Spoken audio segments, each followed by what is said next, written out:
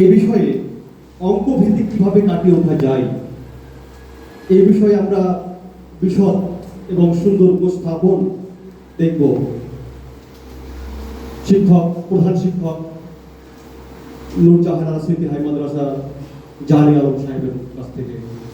আমি স্যারকে বলবো ওনার যে গবেষণারত বিষয় এবং অঙ্ক নিয়ে যে বিভিন্ন চর্চা করেছেন সেগুলো তিনি উপস্থাপন করবেন।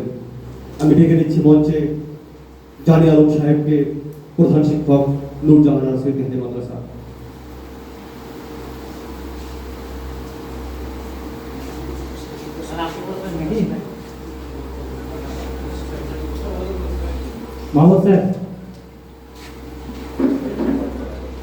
আসসালামু আলাইকুম।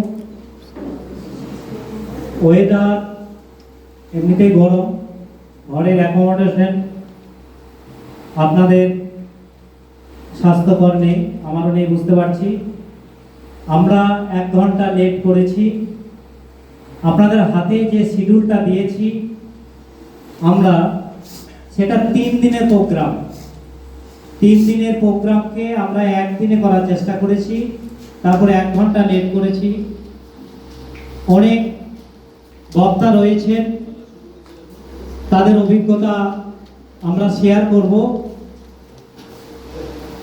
আমার প্রোগ্রাম আমি অনেকটা কেটে একবারে টু দা পয়েন্টে যাওয়ার চেষ্টা করব, কোনো জায়গায় ভনিতা রাখবো না।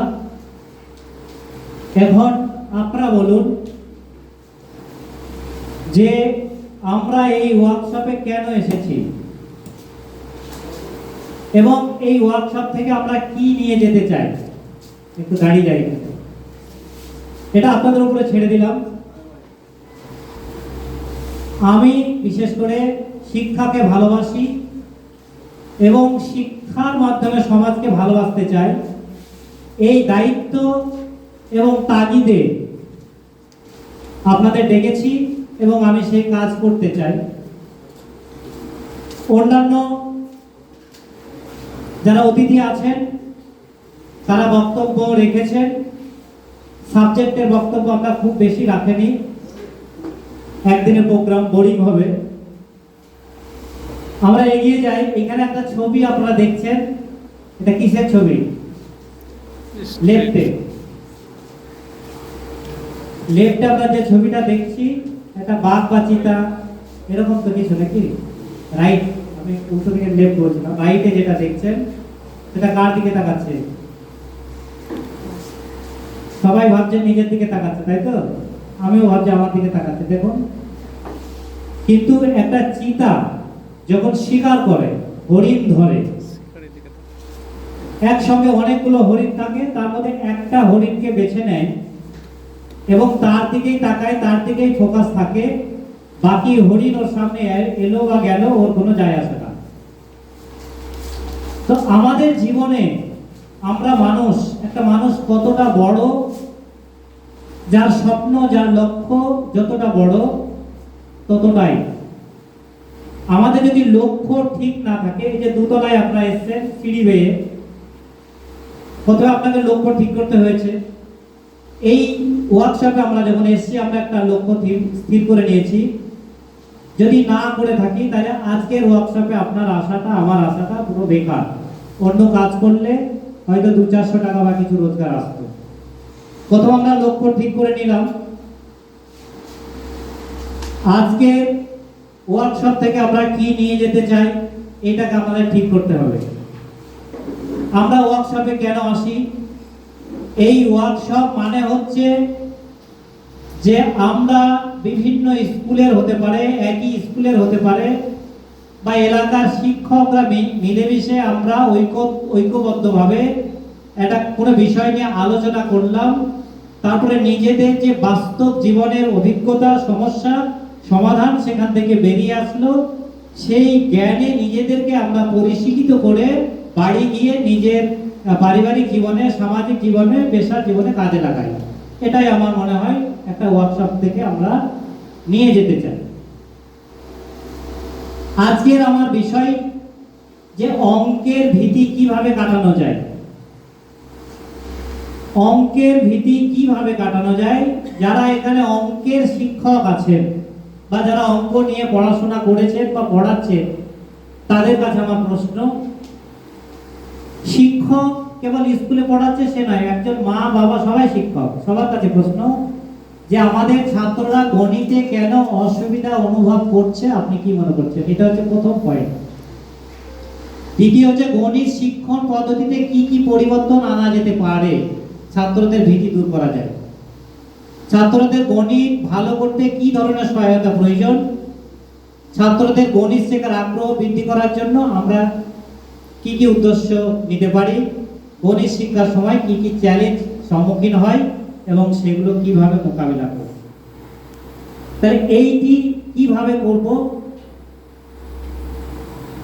এই বিষয়ের উত্তরটা একটু পরে দিচ্ছি। কিন্তু গণিত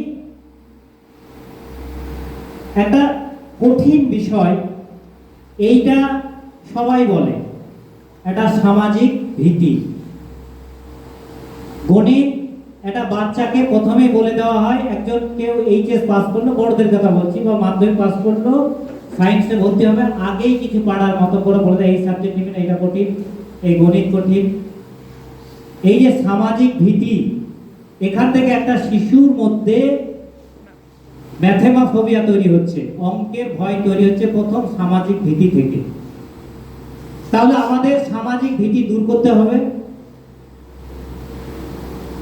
এবং সামাজিক ভীতি থেকে যে গণিতের ফোবিয়া তৈরি হলো, সেইখানে গণিতের জন্য তৈরি নয় ওই বাচ্চাটা ভেবেই নিল যে কঠিন সাবজেক্ট, একটা ভয় তৈরি হলো, তার মধ্যে একটা আতঙ্ক তৈরি হয়ে গেল। এবার বিষয় হচ্ছে সামাজিক ভিত্তিকটা সব থেকে বড়। এইবার যে গণিতের শিক্ষক, তার মানের উপর আমার প্রশ্ন। প্রাথমিক শিক্ষার মান, শিক্ষকের মর্যাদা নিয়ে আলোচনা হয়েছে, আমি কোনো শিক্ষককে দোষারোপ করছি না, কিন্তু একটা শিক্ষকের মান যদি ঠিক না থাকে, বাচ্চাকে সে যদি 1 না শেখাতে পারে, তাহলে দ্বিতীয় শিক্ষক 2 কি করে শেখাবে? অর্থাৎ নাম্বার প্রথমে সে শিখলো না, তার মৌলিক বিষয়গুলো রয়েছে। অর্থাৎ গণিত শিক্ষকের মানের পরে কিছু মৌলিক ধারণা সবার ক্ষেত্রে জেনারেলাইজ, যেমন সংখ্যার ধারণা, যোগ বিয়োগ গুণ ভাগ ভগ্নাংশ, জ্যামিতিক আকৃতি, বীজগণিতিক ধারণা, এর বাইরে ম্যাথমেটিক্সের কিছু নেই। আবার অনেক কিছু আছে, বাংলা ইংরেজি যেমন একটা ল্যাঙ্গুয়েজ ভাষা, সেরকম গণিতও একটা ভাষা। গণিতের এই মৌলিক ধারণাগুলো আমি একবারে প্রাইমারি, মানে যে বাচ্চা শিখেনি সেখান থেকে যদি শুরু করি, তাহলে প্রথমে কোনো বাচ্চাকে আমরা বলবো না আয় তোকে অঙ্ক শেখায়, আয় গণিত শেখায়, আয় নাম্বার শেখায়, এইরকম না। আপনার ছোট্ট বাচ্চাকে আপনার বাড়িতে যে বস্তুগুলো রয়েছে, দুটো বস্তুর সঙ্গে ওকে তুলনা শেখান, কে মোটা, কে ছোট, কে বড়, কে বিগ ফ্যাট, এই তুলনার মধ্যে প্রথমে আপনি বাচ্চাকে নিয়ে আসুন। শুরুতেই আপনি বাজার করে কোনো জিনিস নিয়ে এলেন, সেখান থেকে একবার জিনিসগুলো তুলে তুলে দেখান, একটা বেগুন, একটা কুমড়ো, একটা হাঁস, একটা কলা, একের ধারণাটা এইভাবে আপনি বাচ্চাদের দিতে শুরু করেন। তারপরে সে যখন জেনে যাবে যে এক, দেখেন নাম্বারটা পুরো কিন্তু অ্যাবস্ট্রাক্ট, কোনো নাম্বার বলে কিছু আছে বাচ্চাকে দেখাতে পারবেন না। এইখানে যেমন এখানে বোতল আছে, একটা বোতল আছে, বোতলটা সরিয়ে দিলে তো এক কিছু থাকছে না, ক্যাট মানে বিড়াল। এখানে আমরা আপেল বা কিছু একটা লিখছি, বাচ্চা কিন্তু পুরো সংখ্যা জানে না। অর্থাৎ পৃথিবীতে যদি সেই বাচ্চাটা একাই থাকতো আর কিছু থাকতো না, তাহলে 1 ছাড়া 2 শিখতো না, তার বাবা থাকলে 3 শিখতো, এরকম শিখতো। তাহলে নাম্বার আমাদের প্রথম ব্যাকে যায়, নাম্বার প্রথম শুরু হয়েছিল কোনো কিছু গণনা করার জন্য, 1 2 3 4 5 6। একবারে ইনিশিয়ালি বাচ্চাকে বলবে যে কোনো কিছু যখন আমরা কাউন্ট করছি, গণনা করছি, তখন সেই নাম্বারটা শুরু হয়েছিল। এই নাম্বারের যারা ম্যাথের আছে বুঝতে পারছেন, অনেক ক্লাস নেওয়া যাবে এখানে, কিন্তু আমি ওইদিকে যেতে চাইছি না, শুরু থেকে একটু এগিয়ে যাব। তাহলে ন্যাচারাল নাম্বার বা প্রাকৃতিক নাম্বার গণনার ক্ষেত্রে ব্যবহার হয়েছিল। তারপরে একটা শূন্য সেখানে দরকার হয়েছিল, কাউকে আপনি একটা আপেল দিলেন, আপেলটা নিয়ে নিলেন, ওকে বললেন তোর কাছে কটা আপেল আছে, সে তো আর বলতে পারছে না, 1 বা 2, সেরকম কোনো কিছু আপেল সে বলতে পারছে না। তাহলে তাকে বলা হচ্ছে যে কিছুই নেই, তাহলে কিছুই নেই, এটা গণিতে একটা রসগোল্লা বা গোল জিরো দিয়ে এই 1 2 3 4 আর তার সঙ্গে জিরো যখন দিয়ে দিলেন তখন একটা সম্পূর্ণ নাম্বার পাওয়া গেল। তারপরে বাচ্চাকে আপনি জোড় বিজোড় শিখালেন। জোড় বিজোড় শেখানোর সময় নাম্বার বলবেন না কোনটা জোড় বিজোড়, ওকে চকলেট দিলেন, 3খানা চকলেট দিলেন, ভাই বোন আছে, সমান ভাগে ভাগ করে নাও। ভাগ করতে গিয়ে দেখবেন একটা একটা করে পেলো আর একটা পাচ্ছে না, তখন দুটো দিলেন, দুটো করে পেয়ে গেল। এইভাবে কিছু চকলেট দিয়ে বললেন যে যে চকলেটগুলো তোমরা দুজনে না ভেঙে সমান ভাবে পাচ্ছ, অর্থাৎ জোড়ায় জোড়ায় হয়ে যাচ্ছে, দুজনে পেয়ে যাচ্ছ, সেখান থেকে জোড়, আর যেটা ভাগ হচ্ছে না বিজোড়। ওকে মনে রাখার জন্য জোড় বিজোড় কথাটাও ভুলে যায়, বানানটা দেখালেন, জোড় বাংলা বানান দুটো দেখালেন, বিজোড় 3, ইংরেজি যদি ইভেন দেখান 4, অড 3। এইভাবে তাকে জোড় বিজোড়ের ধারণা আপনি দিলেন। আমরা এগিয়ে যাব। তারপরে যেটা বিষয় হচ্ছে প্রাইম নাম্বার অর্থাৎ মৌলিক সংখ্যা। মৌলিক সংখ্যা ধারণাটা দেবেন। আপনারা বলুন মৌলিক সংখ্যা কাকে বলে? এটা এসএসসি পরীক্ষা, বিশেষ পরীক্ষা, পুলিশ পরীক্ষা সব পরীক্ষায় চলে আসে। এক মৌলিক না যৌগিক? মৌলিক সংখ্যা হচ্ছে সেই সংখ্যা যাকে যদি আমরা ভাঙি বা বিশ্লেষণ করি সেই সংখ্যা এবং এক ছাড়া অন্য কোনো উৎপাদক বা কিছু পাওয়া যাবে না। উৎপাদক তো সে জানে না, কিন্তু মৌলিক যাদের শিখাবেন তখন তারা জানবে। ওই একটাকে ক্রস করে দেওয়া হয়েছে। আর দেখুন সাদা রঙের যেগুলো 3 5 7 11 13 এই নাম্বারগুলোকে মৌলিক আর বাকিগুলোকে যৌগিক। তাহলে 2 কি দোষ করলো? 2 যৌগিক না মৌলিক? 2 দেখেন 2 কিন্তু আমরা অনেকেই ভাবি যৌগিক, কিন্তু 2 হচ্ছে সবথেকে ক্ষুদ্রতম এবং যুগ্ম মৌলিক সংখ্যা। এটা বাচ্চাকে জানিয়ে দিলেন। তারপরে সংখ্যাগুলো নিয়ে আলোচনা করবেন, এখানে আমরা থাকবো না, এগিয়ে যাই। এইবার বাচ্চাদের আপনি কে বড় কে ছোট এই সংখ্যাটা বাচ্চাদের পড়ে, গ্রেটার দ্যান লেস দ্যান বাচ্চারা খুব ভুল করে। তো আপনি 1 ছোট 2 বড় এরকম কোনো ছোট লিখে দেখাতে পারলেন বা কোনো বস্তু দিয়ে দেখাতে পারলেন। আগিয়ে যাই। এবার আপনি ওকে গল্প দিচ্ছেন যে একটা পুকুরে 4টে কচ্ছপের বাচ্চা খেলা করছিল, একটা কুমির এসে একটা বাচ্চাকে গিলে খেয়ে নিল। বাচ্চাকে যখন আপনি অঙ্ক শেখাবেন ভয় পাবে, কিন্তু গল্পে চলে আসলেন। এখন বলো তো ও কটা কুমিরটা কটা কচ্ছপ ছানা খেয়েছে? বলবে একটা। বাইরে কটা আছে? 3টে। তাহলে বেশি খেলো না কম খেলো?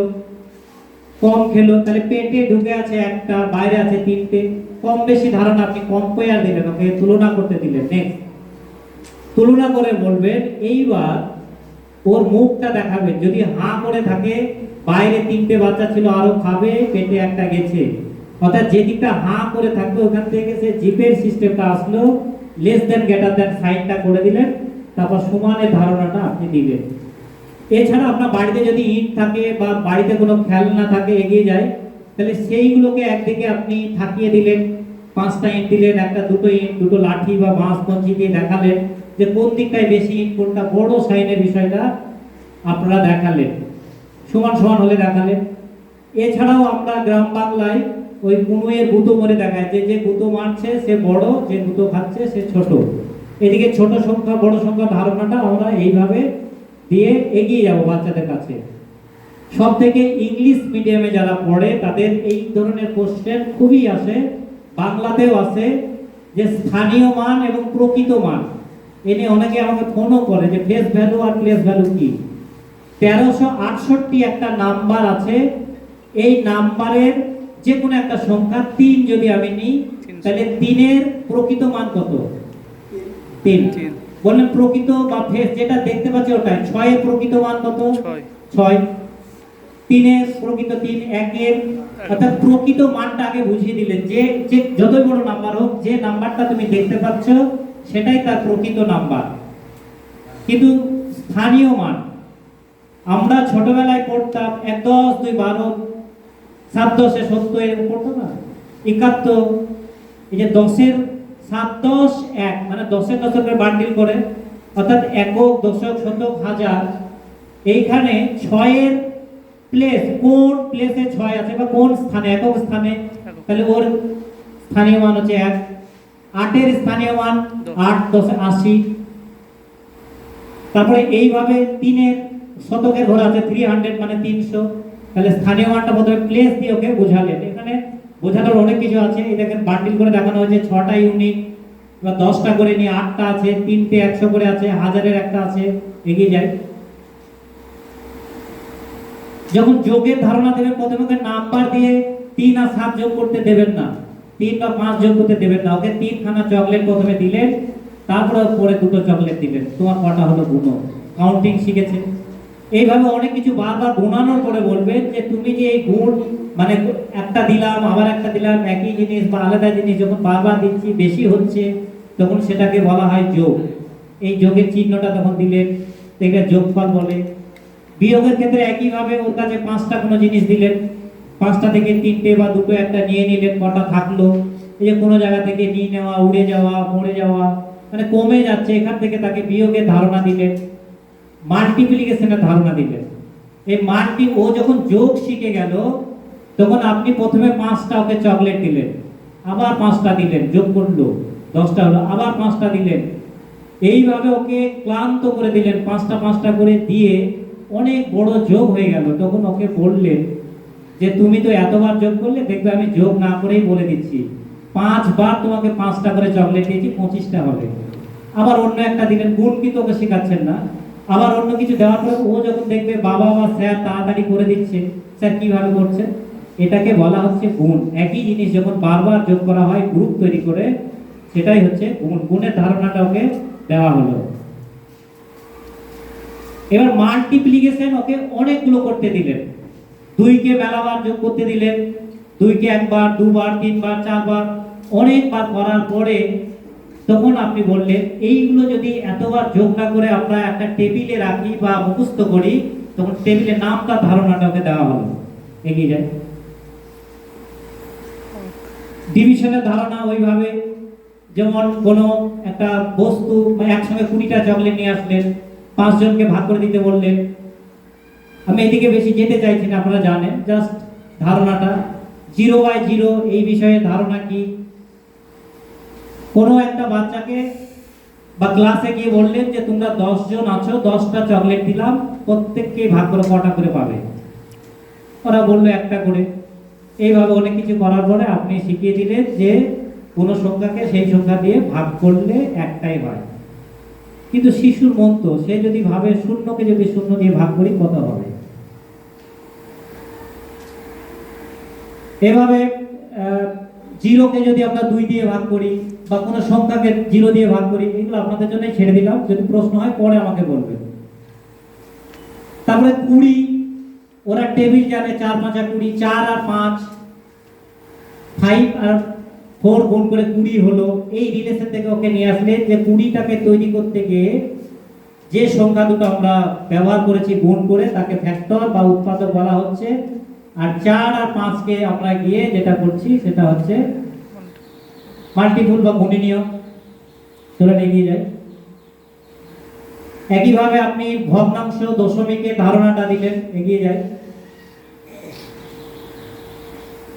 বাড়িতে যে জিনিসগুলো থাকবে সেই শেপগুলোকে আপনার চিনাতে হবে। তারপরে তখন আপনি সার্কেল, ত্রিভুজ এই ধারণাগুলো দিলেন, এগিয়ে যাই। এইবার দেখুন এই জায়গাটা আমাদের সমস্যা হয়। একটা বাচ্চাকে আপনি পাটিগণিতের ধারণা দিলেন, দিতে দিতে হঠাৎ করে আমি আজ হয়তো ম্যাথের আপনাদের এখানে আলোচনায় সুযোগ পেয়েছি, কিন্তু আমাকে যখন স্যারেরা অ্যালজেব্রা শেখাচ্ছিল, আমরা এ পাগল না ছাগল, হঠাৎ করে একটা এক্স থেকে আমরা কত বড় বড় গুণ ভাগ লেখা অঙ্ক সব করলাম, তারপর হঠাৎ করে একটা এক্স টেক্স অজানা জিনিস নিয়ে চলে আসলো। এই জায়গায় আপনাকে ওইভাবে ধারণা দেবেন না, ওকে বলবেন যে তোমার কাছে 5টা চকলেট আছে আর 8টা পূজাতে হবে, তাহলে কটা লাগবে? এই যে প্রশ্ন ওকে করে দিলেন, ও কিন্তু ঠিক বলে দেবে কটা লাগছে। এরকম আরো কয়েকটা করলেন, সেই যেটা ও বের করছে কি করে করলো সেটা ও জানে। ওই যে অজ্ঞাত রাশি যেটা কত দিতে হচ্ছে সেইটাকে একটা নাম্বার দাও ম্যাথামেটিক্সে, যা খুশি দাও, ওকে স্বাধীনতা দেবেন। ও সংখ্যা বলবে, বলছে না হবে না, ক খ বা এবিসিডি কিছু দিলেন, সেখান থেকে বীজগণিতিক ধারণা আসলো। আসার পরে ওই যে ডান দিকে গেলে সাইন চেঞ্জ হচ্ছে, এই জায়গাটা মুখস্থ করে দিয়ে অনেক সময় ভুল করে, তো সেখানে তাদের বলতে হচ্ছে যে 5 থেকে কত দিলে 8 হচ্ছে, তো 3, 8টা কি করে পেল? ওই 3টা 5 থেকে 8 বিয়োগ, তার মানে কি ওইদিকে বিয়োগ যাচ্ছে, বিয়োগের ধারণা দিলেন। এবার একটু ব্যাকে যায়, আবার চলে আসি। এবার ওইটা আমি একটু দেখালাম, ওইটা এমন কিছু না, আপনারা এর থেকে ভালো করতে পারবেন। একটা ওয়ার্কশপে এগুলো হাতে কলমে করা যায়, কিন্তু আমি একটু ধারণা দিয়ে মূল বিষয় যেটা চলে আসতে চাইছি, একটা বাচ্চা অঙ্কের ভীতি কেন হচ্ছে সেইটা আপনি কিভাবে জানবেন। কোনো অসুবিধা নেই, আপনার এখানে 100 জন আছেন, আপনার 10 জন বাচ্চা আছে, আপনার বাড়িতে একটাই ছেলে মেয়ে আছে, তাদেরকে আপনি অঙ্ক করতে দিন। ক্লাস থেকে সেই অঙ্কের খাতা আপনি কালেকশন করুন, কালেকশন করে এবার আপনি দেখুন কোথায় কোথায় ভুল করছে। সেই ভুলগুলোর উপরে আপনি লক্ষ্য করে দেখবেন যে আপনার মান আছে, আপনি একজন কোয়ালিটি শিক্ষক, মানে জ্ঞান সম্পন্ন বাবা, তাকে অঙ্ক শিখিয়েছেন, করার পরে সে ভুল করছে। তার ভুলগুলোর মধ্যে প্রথম ভুল হচ্ছে তার অনুশীলনের অভাব। তাকে আপনি যে কাজটা শিখিয়েছিলেন তখন মাথা নড়িয়েছিল, বুঝতে পেরেছিল, তারপরে যখন ভুল করছে আপনাকে ভেবে নিতে হলো তার অনুশীলন করেনি। আবার দেখবেন অনুশীলন করছে বারবার কিন্তু আবার ভুল করছে, তাহলে ব্যক্তিগত মনোযোগের অভাব। সরকারি স্কুলগুলোতে একটা শ্রেণীকক্ষে 120 জন, 80 জন, 200 জন ছাত্র এমন রেকর্ড আছে, একজন অঙ্ক শিক্ষকের 30 মিনিটে তিনি কি শিখাবেন? অর্থাৎ প্রত্যেকটা ছাত্রের যে একটা ব্যক্তিগত মনোযোগ দরকার সেটি আমরা দিতে পারছি না, সেই জন্য সে ভুল করছে। তারপরে দেখছেন ভিত্তির অভাব, মানে ওই বাচ্চাটা 7-এ উঠে গেছে, তার খুবই আগ্রহ, আপনি ওকে শেখাতে চাইছেন, কিন্তু 1 2 3 4 5 6 এর যে ভিত্তিটা, অঙ্কের যে চেন আছে, যোগ বিয়োগ গুণ ভাগ নাম তার যে প্রয়োজন সেইগুলো নেই, আপনি সেগুলো চিহ্নিত করলেন। নেক্সট। তারপরে সবকিছু পাওয়ার পরে সেই ছেলেটা যখন 7-এ এসে দেখলো, কোভিড পিরিয়ডের পর দেখবেন শিক্ষার্থীর সংখ্যা কমে যাচ্ছে। কেন কমে যাচ্ছে? যে 2-3 বছর তারা পড়েনি, রিডিং করতে পারছে না, সংখ্যা চেনে না, স্যারকে দেখলেই ভয় পাচ্ছে, তাহলে তাকে প্রেরণা আপনাকে দিতে হবে। এই জায়গা সে যতটা পিছিয়ে গেছে, যা এই ছবি আমি কয়েকটা এনেছি প্রেরণার জন্য। দেখুন প্রথম ছবিটা বলে দিতে হবে না কে, সবাই জানেন, সচিন টেন্ডুলকর, এবং বিশ্বের ক্রিকেট জগতের নক্ষত্র।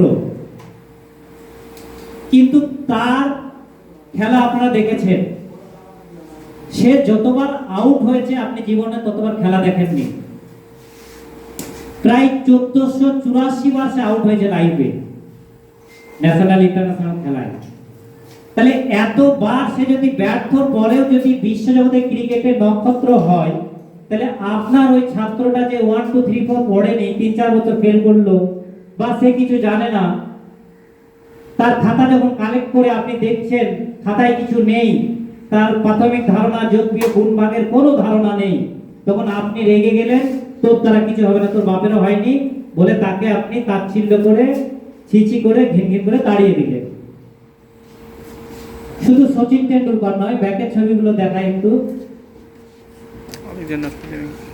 টমাস এডিসনের ছবি আপনারা দেখেছেন। এই যে বাল্ব জ্বলছে, এই বাল্বটা তিনি আবিষ্কার করার জন্য 999 বার ব্যর্থ হয়েছে। যতবার ব্যর্থ হয়েছে ততবার আপনি বাঁচবেনই না, তারপরে কিন্তু ও সাকসেসফুল হয়েছে।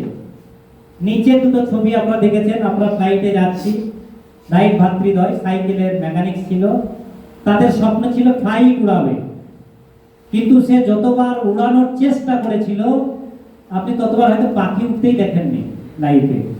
তারপরে ওরা সাকসেসফুল হয়েছে।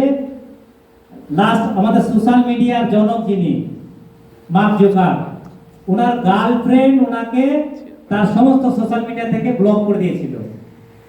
আমার গার্লফ্রেন্ড বা আপনার গার্লফ্রেন্ড যদি আপনাকে ব্লক করে দেয়, আপনি হা হুতাশ করে মরে গেলেন, কাজকর্ম ছেড়ে দিয়ে বালিশ ভিজিয়ে দিলেন, কিন্তু উনি কি করলেন? চ্যালেঞ্জ করলেন, ঘুরে দাঁড়ালেন, আজ এই সোশ্যাল মিডিয়া নিজে তৈরি করে কত টাকার মালিক, আপনার সবাই সোশ্যাল মিডিয়া ছাড়া চলতেই পারছেন না। তাহলে এখান থেকে আমরা কি শিক্ষা নিতে পারি? যে ফেলিওর ইজ দ্য প্রোডাক্ট। যেখানে ব্যর্থ হচ্ছে সেখান থেকে আপনাকে ব্যাক ঘুরে আসতে হচ্ছে। তাহলে একটা বাচ্চা যদি ব্যর্থ হয় তাহলে সেখান থেকে কি পাচ্ছে? সে শিক্ষার সুযোগ পাচ্ছে। আপনি যখন আপনার ছাত্রদের খাতা কালেক্ট করে নিলেন, আপনার সন্তানের খাতা কালেক্ট করে নিলেন, আমি এখানে দাঁড়িয়ে বক্তব্য দিচ্ছি, আমার বাবাকে দেখেনি, আমার মা পড়ালেখা জানতো না, কিন্তু সিলেটে এবিসিডি বা অ আ কোন রকম শিখে মুড়ি ভাজতো আর আমাকে বলতে বসে বসে এটাকে কর, মোটা করতে বলতো। মোটা করতাম, হতো না, চ্যাপ্টা করে মোটা করে দিতাম। পেন্সিলে যারা পড়েছেন ওরা জানে। তো আপনি আপনার সন্তানের যেটুকু দেখছেন সেই ব্যর্থতা দেখে আপনিও বিরক্ত হয়ে গেলেন, শিক্ষকও বিরক্ত হয়ে গেল। তাহলে এতগুলো মানুষ, আরো অনেক ঘুরে ঘুরে আপনাদের উদাহরণ আছে, তারা ফেলিওর থেকে সাকসেসফুল হয়েছে। তাহলে আপনার শিক্ষার্থীটা হবে না, আপনাকে কে চ্যালেঞ্জ দিল?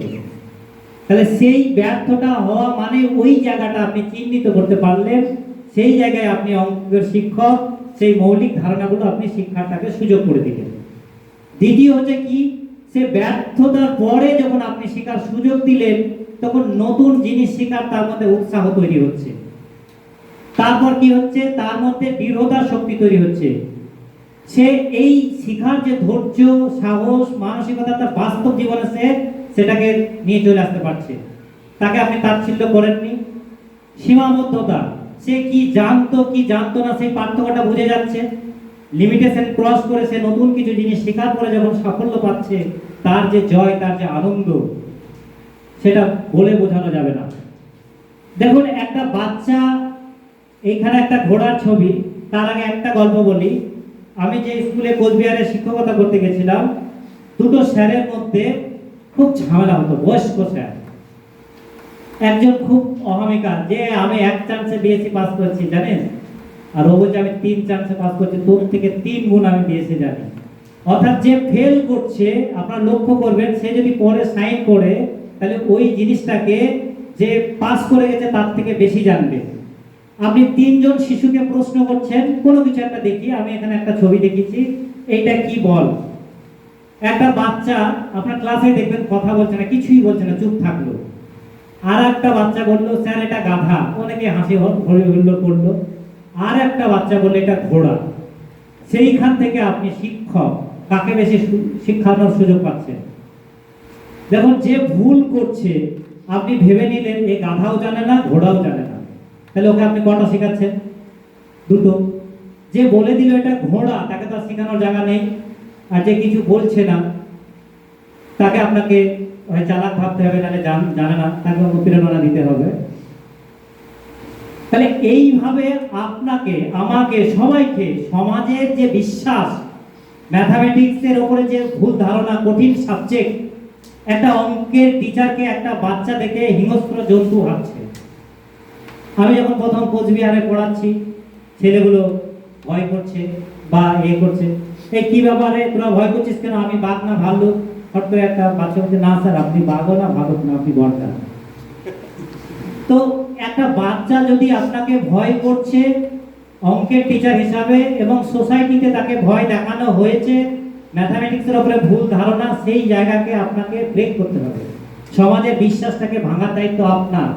সেই বিশ্বাসের বিরুদ্ধে লড়াই করবেন, বাচ্চাকে ইন্সপিরেশন করবেন। তারপর একটা পয়েন্ট আমি এখানে এনেছি, কনসেপচুয়াল ক্রাইসিস। যারা প্যাডাগোগির উপরে কাজ করেছেন, ম্যাথামেটিক্সে আমরা কোনো জিনিস ভুল করি এবং ভুল থেকে যে শিক্ষাটা পাই সেটাকেই বলা হচ্ছে কনসেপচুয়াল ক্রাইসিস। তাহলে আপনার কাজ হবে একজন শিক্ষক হিসাবে ছাত্রকে অঙ্ক করার পরে খাতা কালেক্ট করে ভুলটাকে চিহ্নিত করা। আপনি ভুল চিহ্নিত, ভুল বলে খাতাটাকে কেটে দিয়ে ছুঁড়ে ফেলে তাকে তাড়িয়ে দিলেন নয়, তাকে চিহ্নিত করার পরে আপনি প্রক্রিয়া দান করলেন। সেই প্রক্রিয়া মানে আপনি মৌলিক বিষয়গুলো তাকে শেখাচ্ছেন। শেখানোর পরে আপনি থেমে থাকবেন না, তার পর্যালোচনা এবং অনুশীলন করবেন। তাকে বারবার প্র্যাকটিস করাবেন। সোজা, যতই সোজা জিনিস হোক, প্র্যাকটিস করার পরে যখন আপনি দেখছেন যে তার একটু ভালো হচ্ছে, আত্মবিশ্বাস বাড়ছে, তখন আপনি তাকে ইন্সপায়ার করেন, তাকে সাহস দেন। আরো চলে একটা হয়ে গেছে, আরো চলে যায়। এখানে দেখেন যে একটা উদাহরণ দিলাম, ও দেখলেন যে ভাগে কোনো জিনিস ভুল করছে, ভাগছে ভাজ্য, তাহলে এই জিনিসটা আপনি যত মডেল আকারে হোক বা বিভিন্ন খেলার চলে হোক তাকে বুঝিয়ে দিলেন। তার যে ক্রাইসিস তৈরি হয়েছিল সেই ঘাটতিটা তাকে আপনি মিটিয়ে দিলেন, তার পরীক্ষা নিলেন, তার অনুশীলন করলেন, তার আত্মবিশ্বাস। এই জায়গাটা একটা দেখুন, দেখুন একটা বিড়াল, তাকে যদি আয়না দেখানো হয়, এখানে আয়না বলতে আমি একটা অন্য জিনিস বোঝাতে চেয়েছি, আপনার সন্তানকে যদি আপনি বকা দেন, একবার গাধা বলে দেন, তাহলে তার মনটা এতটাই দুর্বল হয়ে যায় যে সে নিজেকে গাধা ভাবতে শুরু করে। আপনার দুটো সন্তান আছে, যদি তাকে তুলনা করেন তো ছেলেটা ভালো মেয়েটা খারাপ, সেটাও খারাপ। অন্য বাচ্চার সঙ্গে যদি তুলনা করেন তাও খারাপ।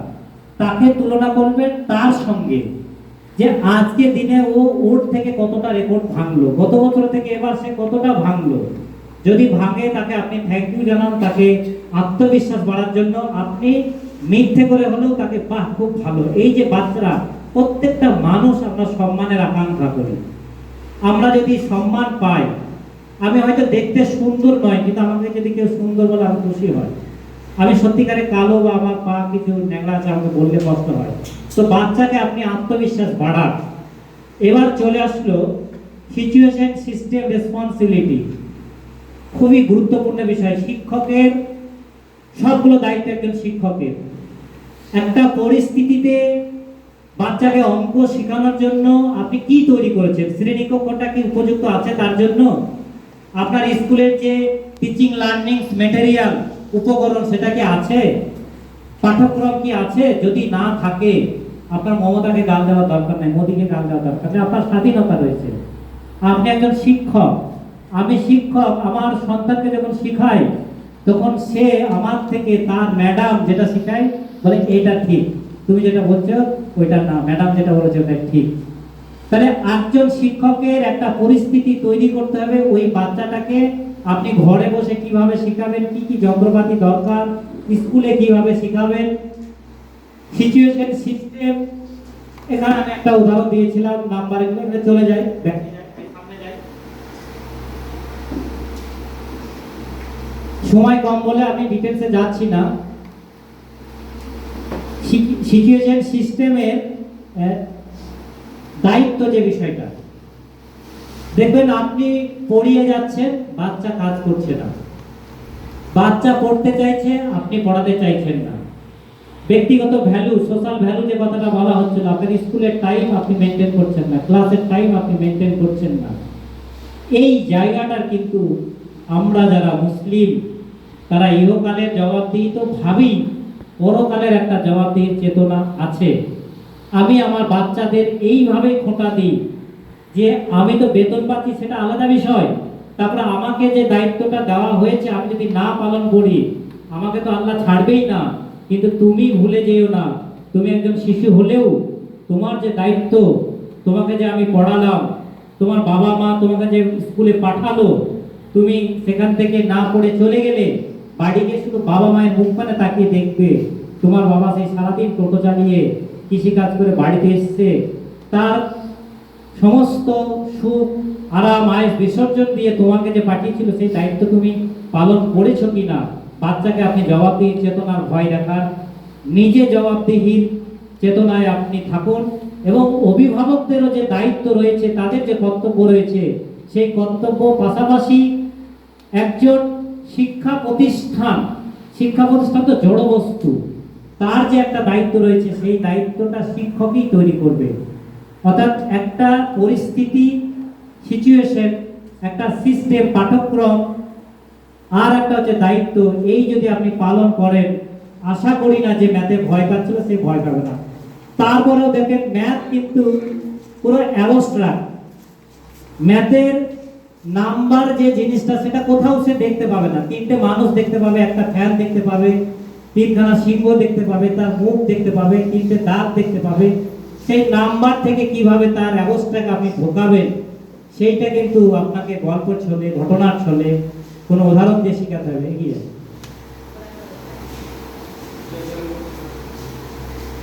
সোশ্যাল বিলিভ, এটা বলেছি, সামাজিক বিশ্বাস, যে কোনো ধর্মের হোক, ম্যাথামেটিক্সের ক্ষেত্রে হোক, সব ক্ষেত্রে দেখবেন সমাজের মানুষগুলো একটা ভুল ধারণা নিয়ে পৈতৃক সম্পত্তি নিয়ে বসে থাকে। সেই জায়গার সঙ্গে আপনাকে লড়াই করে চলে আসতে হবে এই জায়গাটাতে। Love to children. আপনার সন্তান শ্রেণীকক্ষে যখন ঢুকে গেলেন, যারা এসেছিল প্রত্যেকের একজন বা দুজন করে বাবা মায়ের সন্তান, কিন্তু ওই 40টাই আপনার সন্তান। সেই সন্তানকে যদি আপনি ভালো না বাঁচতে পারেন, অঙ্ক কি তাকে কিছুই শেখাতে পারবেন না। রবীন্দ্রনাথ ঠাকুর বলছে, তোমার ভেতরের মধ্যে যদি শৈশবত্ব বা শিশুত্ব যদি না থাকে, তুমি কোনোদিন শিশুকে পড়াতে পারবে না। এই জায়গাটা একটু থামে, এই ছবিটা দেখুন। মিশরের এক শিক্ষাবিদ খলিল ইব্রাহিম, উনি লিখছেন যে জামা বা কাপড় বা পোশাকে যারা কৃষি কাজ করে বা না করে, তাতে যদি কোনো কাদা বা কোনো কিছু নোংরা বা কোনো ফলের রস বা যদি কিছু লেগে যায়, সেটা যতই ধৌত করি না কেন একটা স্পট থেকে যায় কিনা। আপনার এই শ্রেণীকক্ষে যে 40 জন বাচ্চা আসলো, তারা বিভিন্ন সোসাইটি থেকে এসেছে, ধর্মের সোসাইটি থেকে এসেছে, ধনী দরিদ্রের সোসাইটি থেকে এসেছে, আরো কালচার মানে লোকাল কালচার থেকে এসেছে। সেই বাচ্চাটা যখন আপনার সামনে বসে আছে, সেই জায়গাটা আপনাকে চিহ্নিত করতে হবে যে ওর ওই পরিবারের, ওই সোসাইটির, ওই গ্রামের কালচার ওর মধ্যে আছে, সেটা আপনি দূর করতে পারবেন না। তাহলে এই জায়গায় আপনাকে নেমে আসতে হবে। কাউকে এমএলএ ছেলে, কেউ মেম্বারের ছেলে, কেউ স্যারের ছেলে, কেউ অমুকের ছেলে, এই সেন্সটা আপনাকে উঠিয়ে সবাইকে একইভাবে এসে তার জায়গায় নিয়ে আসতে হবে। অর্থাৎ ওই ছাত্রটাকে আপনাকে কোনো রকম ঘৃণা করলে চলবে না, যে এদের বাড়ির কেউ পড়ালেখা করেনি, আপনি এমএ বিএ পাস করে এসেছেন, এদের দ্বারা কিচ্ছু হবে না, এই ধারণা আছে। কিছুই হবে না নয়, আপনি তার লেভেলে নেমে এসে তাকে করাবেন। এই অঙ্কের প্রতি হবিটা তৈরি করতে হবে। অঙ্ককে সাবজেক্টের মধ্যে বন্দি করলে হবে না। তাকে প্রচুর গেম, খেলনা উঠেছে ডিজিটাল, তারপরে এমনি ফিগারাল, সেই সমস্ত জিনিসগুলো বাচ্চাদেরকে নিজে থেকে কেটে কেটে ফুল তৈরি করতে বললেন, জোড় বিজোড়ের ফুলের সেগুলো বসাতে বললেন। নানানভাবে বাচ্চাকে তার ম্যাথামেটিক্সের উপরে প্রজেক্ট তৈরি করে তাকে হবিতে যদি আপনি আনতে পারেন, তাহলে সে অঙ্ককে ভালোবাসবে। হবি শুড বি মেড। এটা তো হয়ে গেল, ব্যাগে আগে যাই। এই জায়গাটা দেখুন, একটু থামবো আমরা। যে আমরা অনেক সময় বলি ভূগোল বা বিজ্ঞান বা অন্য বিষয়ে প্রকৃতি খুব হেল্প করে, অঙ্ককে প্রকৃতি কেউ হেল্প করে না। অঙ্কতে একটা অ্যাবস্ট্রাক্ট বিষয় গেল। স্যার আইনস্টাইন যখন গবেষণায় খুবই ক্লান্ত হয়ে পড়েছিলেন, ভালো লাগছিল না, তখন উনি বেরিয়ে এসে আকাশপানে তাকিয়ে নীল আকাশের নক্ষত্র দেখে প্রশান্তি দিয়ে বললেন, god is the best mathematician. মানে আল্লাহ কিভাবে এই নক্ষত্র গ্রহপুঞ্জানুকে তৈরি করেছে, তারা কোনো সময় ঘর্ষণ টর্ষণ কিছুই হচ্ছে না। আপনার আমার যে ফেস, মুখটা দেখছে, নিজের মুখটা দেখতে পাবেন না, আমারটা দেখুন বা অন্য কারো দেখুন, বা কোনো প্রিয় মানুষের মুখটা দেখুন, কত সুন্দর। এই মুখটা ততটাই সুন্দর হবে যার গোল্ডেন রেশিও যতটা 1.62 কাছাকাছি যাবে। অর্থাৎ দুটো চোখের মধ্যে দূরত্ব আর কপাল আর এই মুখের যে দূরত্ব, এই দূরত্বের রেশিও। এই যে মোনালিসার ছবিটা এত সুন্দর কেন, যে আর্টিস্ট এঁকেছিল ওই মুখটাকে সুন্দর করার জন্য ওই রেশিও, কান থেকে যে রেশিও 1 পয়েন্ট, একটা কমা আছে, কমা না 1.6213 এরকম কিছু হবে। এই যে গুগল, তারপরে আপনার পেপসি, অ্যাপেল, এই যে লোগোগুলো তৈরি করছে, এগুলো সব ম্যাথামেটিক্সিয়ান এবং অনুপাতের অঙ্কের উপরে এগুলো সৌন্দর্য তৈরি হচ্ছে। নেক্সট, সব থেকে ইসলামিক একটা সপ্তম আশ্চর্য ভারতবর্ষে আছে।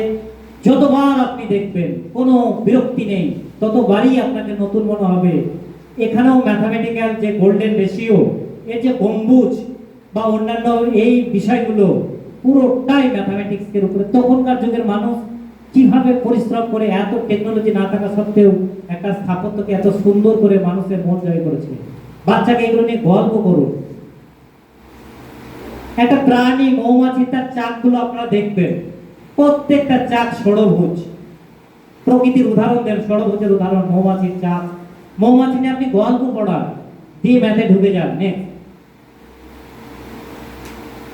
তারপরে দেখেন দেয়ার ইজ এভরিথিং, ম্যাথ কোথায় নেই, বাকি সব মিথ্যে, ম্যাথ কেবল সত্য। একটু ব্যাকে যাই, এই জায়গাটাতে রিসার্চের জায়গাগুলো, ফিবোনাসি রিসার্চ বলছে একের পর কত 2, 1 2 যোগ করলে কত হচ্ছে 3, আর 2 যোগ করলে কত হচ্ছে, অর্থাৎ আগের যোগফলের সঙ্গে নতুন সংখ্যাটার যোগফল যেটা হবে 1 2 3 5 8 11 21, তারপরে যেটা হবে 34 না কত, এই নাম্বারগুলোকে বলা হচ্ছে ফিবোনাসি নাম্বার। এই নাম্বার আমাদের প্রকৃতিতে যে ডালপালাগুলো গাছের বেরোয় দেখবেন, প্রথমে একটা হলো, দুটো হলো, তারপর তিনটের পর 5টা, এইভাবে 8টা 13টা, যে গাছটা দেখবেন এই নাম্বারটাকে মেনে চলছে, সেই ফুল বলেন, গাছ বলেন, পাতা বলেন, বা আপনি কোনো ডিজাইন দেওয়ালে আঁকছেন, দেখবেন সেইটি বেশি সুন্দর হবে। এটা প্রকৃতি থেকে পাওয়া। তারপরে সঙ্গীত যারা করে, সঙ্গীত জীবনে ম্যাথ ছাড়া কিছুই নেই। হারমোনিয়াম, তাল, গিটার, যত সুর, সঙ্গীতে যারা রয়েছে তারা ম্যাথ কে নিয়েই রয়েছে। অর্থাৎ ম্যাথের যে ধারণা, আপনি যে হাতে টিপ দিচ্ছেন, গোল্ডেন রেশিও, শামুক, আইফেল টাওয়ার এত দেখতে সুন্দর কেন, দেখেন ওই যে দাগ দেওয়া হয়েছে, এই নিচের হাইট আর টোটাল হাইটের রেশিওটা 1.162। নেক্সট।